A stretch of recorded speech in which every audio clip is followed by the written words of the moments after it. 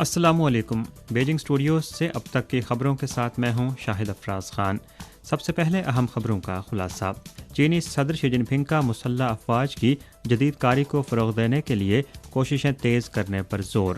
چینی صدر شی جن پنگ کے اہم مضمون کی چیوشی میگزین میں اشاعت۔ رواں سال کی پہلی شش ماہی میں چین کے نقل و حمل کے فکسڈ اثاثوں میں 9.1% اضافے کے ساتھ 1.83 ٹریلین یوان سرمایہ کاری۔ اور اب خبریں تفصیل کے ساتھ۔ 1 اگست چین کے آرمی ڈے کے طور پر منایا جاتا ہے۔ اسی مناسبت سے کمیونسٹ پارٹی آف چائنا کی مرکزی کمیٹی کے جنرل سیکرٹری، چین کے صدر اور مرکزی فوجی کمیشن کے چیئرمین شی جن پنگ نے 26 تاریخ کو صوبہ سیچوان میں پیپلز لبریشن آرمی کی مغربی تھیٹر کمانڈ کے فضائیہ کا معائنہ کرتے ہوئے مسلح افواج کی جدید کاری کو فروغ دینے کے لیے کوششیں تیز کرنے کی ضرورت پر زور دیا۔ شی جن پنگ نے سی پی سی کی مرکزی کمیٹی اور مرکزی فوجی کمیشن کی جانب سے کمانڈ کی فضائیہ کے تمام افسروں اور سپاہیوں کو آرمی ڈے کی مبارکباد دی۔ ساتھ ہی پی ایل اے اور پیپلز آرم پولیس فورس کے حاضر سروس اہلکاروں، تعینات سویلین اہلکاروں اور ملیشیا اور ریزرو فورسز کے ارکان کو بھی مبارکباد دی۔ 1 اگست کو شائع ہونے والے چیوشی میگزین کے 15ویں شمارے میں صدر شی جن پنگ کا اہم مضمون شائع ہوگا۔ اس مضمون میں بنیادی تحقیق کی مضبوطی اور اعلیٰ سطحی سائنسی اور تکنیکی خود انحصاری میں بہتری پر زور دیا گیا ہے۔ مضمون میں اس بات پر زور دیا گیا ہے کہ اعلیٰ سطحی سائنسی اور تکنیکی خود انحصاری کے لیے بنیادی تحقیق کو مضبوط بنانا ایک فوری ضرورت ہے۔ یہ عالمی سائنس اور ٹیکنالوجی کی طاقت کی تعمیر کا واحد طریقہ ہے۔ اس وقت سائنسی اور تکنیکی انقلاب اور صنعتی تبدیلی کا ایک نیا دور گہرائی سے ترقی کر رہا ہے، جو ایک نئے ترقیاتی نمونے کی تعمیر کو فروغ دے رہا ہے اور اعلیٰ معیار کی ترقی کر رہا ہے۔ ایسے میں بنیادی تحقیق کو مضبوط بنانا ضروری ہے۔ مضمون میں نشاندہی کی گئی ہے کہ اول بنیادی تحقیق کو آگے بڑھاتے ہوئے اس کی ترتیب کو اسٹریٹجک اور منظم بنائیں۔ دوسرا، بنیادی تحقیقی اداروں اور میکانزم کے اصلاحات کو گہرا کریں۔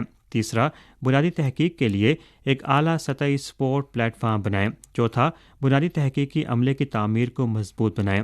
پانچواں، بنیادی تحقیق میں بڑے پیمانے پر عالمی تعاون کریں۔ چھٹا، بنیادی تحقیق کے لیے سازگار جدت طراز ماحول تشکیل دیں۔ کتاب شی جن پنگ کے قانونی حکمرانی کے نظریے کا مطالعہ، سوالات اور جوابات 31 جولائی کو ملک بھر میں شائع کی گئی ہے۔ سوالات اور جوابات کی صورت میں یہ کتاب شی جن پنگ کے قانونی حکمرانی کے نظریے کی عظیم اہمیت، سائنسی نظام، بنیادی جوہر، بھرپور مفہوم اور عملی تقاضوں کے جامع اور منظم انداز میں وضاحت کرتی ہے اور پارٹی کارکنوں اور عوام کو پارٹی کے اختراعی نظریے کو سمجھنے، عملی رہنمائی فراہم کرنے اور فرائض کی انجام دہی میں مدد دیتی ہے۔ 31 تاریخ کو چین کی وزارت نقل و حمل کی پریس کانفرنس میں بتایا گیا کہ رواں سال کی پہلی شش ماہی میں چین میں نقل و حمل کے فکسڈ اثاثوں میں سرمایہ کاری 1.83 ٹریلین یوان رہی، جس میں سال بہ سال 9.1% کا اضافہ ہوا ہے۔ اعداد و شمار سے پتہ چلتا ہے کہ پہلی شش ماہی میں چین کی بندرگاہوں کا کارگو تھروپٹ 819 کروڑ ٹن تک پہنچا، جس میں سال بہ سال 8% کا اضافہ ہوا ہے۔ اندرونی اور بیرونی تجارت کے تھروپٹ میں بترتیب 7.6 اور 8.9% کا اضافہ ہوا اور کنٹینر تھروپٹ میں 4.8% کا اضافہ ہوا۔ اس کے علاوہ سال کی پہلی شش ماہی میں مال برداری کے حجم میں بھی اضافہ ہوا۔ آپریٹنگ کارگو کا حجم 25.93 بلین ٹن تک پہنچ گیا، جو سال بہ سال 6.8% کا اضافہ ہے۔ سال کی پہلی شش ماہی میں چین کی آپریٹنگ مسافر برداری کی کل تعداد 4.32 بلین تک پہنچ گئی، جو سال بہ سال 56.3% کا اضافہ ہے۔ چین کے قومی ترقی اور اصلاحات کے کمیشن نے 30 جولائی کو سال کی پہلی شش ماہی میں ترقی اور اصلاحات کی صورتحال پر بریفنگ دی۔ کمیشن کے انچارج نے کہا کہ ملکی معیشت کی مسلسل بحالی کے تناظر میں میکرو کنٹرول پالیسیوں کے اگلے مرحلے میں 5 پہلوؤں پر توجہ دی جائے گی۔ سب سے پہلے استحکام کو برقرار رکھتے ہوئے پیش رفت کرنا اور معاشی بحالی کی مثبت رفتار کو مستحکم کیا جائے گا۔ مستحکم ترقی کو زیادہ نمایاں پوزیشن میں رکھا جائے گا اور آنے والی تبدیلیوں کے مطابق بروقت ٹارگیٹڈ اور طاقتور پالیسیاں اور اقدامات متعارف کرائے جائیں گے۔ دوسرا، حقیقی معیشت کی بنیاد پر جدید صنعتی نظام کی تعمیر کو تیز کیا جائے گا۔ سائنسی اور تکنیکی جدت طرازی کی صلاحیت، صنعت اور سپلائی چین کی لچک اور حفاظت کی سطح کو مزید بڑھایا جائے گا۔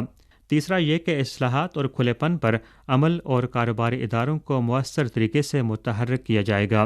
مستقل طور پر ادارہ جاتی کھلے پن کو بڑھایا جائے گا۔ غیر ملکی سرمایہ کو راغب کرنے اور اس کے استعمال کے لیے زیادہ سے زیادہ کوششیں کی جائیں گی اور بیلٹ اینڈ روڈ کی مشترکہ تعمیر کے اعلیٰ معیار کی ترقی کو فروغ دیا جائے گا۔ چوتھا یہ کہ ریل اسٹیٹ، مقامی قرضوں، مالیات اور دیگر شعبوں میں چھپے ہوئے خطرات کا مناسب طریقے سے انتظام اور حل کیا جائے گا اور خوراک اور توانائی کے وسائل کی حفاظت کی صلاحیت کو بھرپور طریقے سے بہتر بنایا جائے گا۔ پانچواں، لوگوں کی روزمرہ زندگی کو بہتر بنانے کے لیے ٹھوس اقدامات کیے جائیں گے۔ 30 جولائی کو جاپانی شہریوں نے فوکوشیما میں جاپانی حکومت کی جانب سے جوہری آلودہ پانی کے سمندر میں اخراج کے فیصلے کی مخالفت میں احتجاج کیا۔ جنوبی کوریا کے حزب اختلاف کے پارلیمانی ممبر اور شہری گروپ کے ارکان نے اس سرگرمی میں شرکت کی۔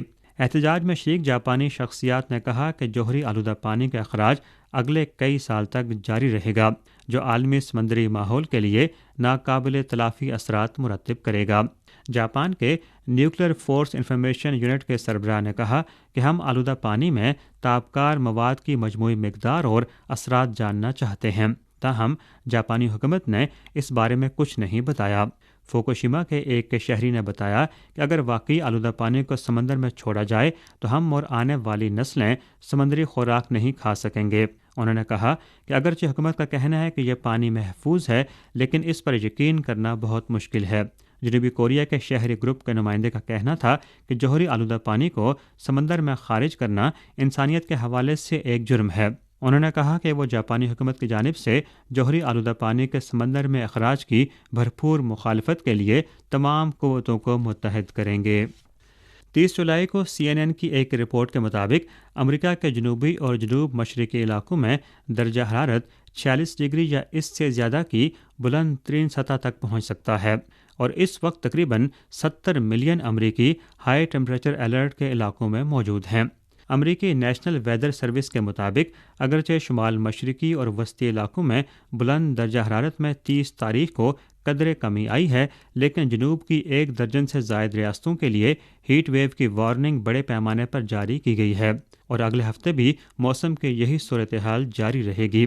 اس کے علاوہ جنوب مغربی علاقوں میں درجہ حرارت میں قدرے کمی آئی ہے، لیکن یہ علاقے بدستور بہت گرم ہیں۔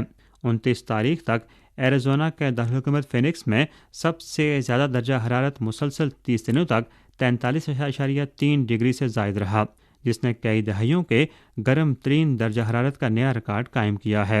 رپورٹس کے مطابق امریکہ میں شدید گرمی کے باعث متعدد اموات کی اطلاع ملی ہے، اور گرمی سے متاثرہ مریضوں کی تعداد میں بھی اضافہ ہو رہا ہے۔ شام کی خبر رساں ایجنسی کے مطابق 30 تاریخ کو شام میں غیر قانونی طور پر تعینات امریکی فوج نے شمال مشرقی شام میں تیل کے ذخائر سے چوری کیے گئے تیل سے لدے 45 آئل ٹینکرز کے ذریعے عراق میں واقع امریکی فوجی اڈے میں آئل اسمگل کیا۔ مقامی ذرائع نے بتایا کہ اس کے بعد امریکی فوج نے 50 ٹرکوں اور ریفریجریٹڈ گاڑیوں کے ذریعے کچھ زرعی مصنوعات کو بھی غیر قانونی طریقے سے شام سے باہر بھیجا۔ اس وقت شام میں غیر قانونی امریکی فوج اب بھی شمال مشرقی شام کے بڑے رقبے پر قابض ہے، اور مقامی حکومت مخالف مسلح گروہ کے ساتھ مل کر شام کے وسائل چوری کر رہی ہے، جس سے شام میں انسانی تباہی مزید بڑھ رہی ہے۔ 30 جولائی کو ورلڈ فوڈ پروگرام کے ترجمان محمد الامین نے کہا کہ WFP کو سوڈان میں غذائی عدم تحفظ کی موجودہ صورتحال پر گہری تشویش ہے، جس سے آنے والے عرصے میں 19 ملین سے زائد افراد یا کل آبادی کا تقریباً 40% کو قحط کا شکار ہونے کا خدشہ ہے، جو ملک میں اب تک ریکارڈ کیے گئے قحط زدہ افراد کی سب سے بڑی تعداد ہوگی۔ الامین نے کہا کہ مسلسل جاری مسلح تنازع کی وجہ سے فصلوں کے لیے بیجوں اور کھادوں کی قیمتوں میں تیزی سے اضافہ ہوا ہے، جس سے فصلوں کی بوائی اور پیداوار پر تباہ کن اثرات مرتب ہوئے ہیں۔ اس سے ملک کا غذائی بحران مزید بڑھ سکتا ہے۔ ترجمان نے یہ بھی کہا کہ اس وقت سوڈان میں مغربی دارفور، مغربی کردفان سمیت دیگر علاقے قحط سے سب سے زیادہ متاثر ہیں۔ اسی کے ساتھ خبریں ختم ہوئیں۔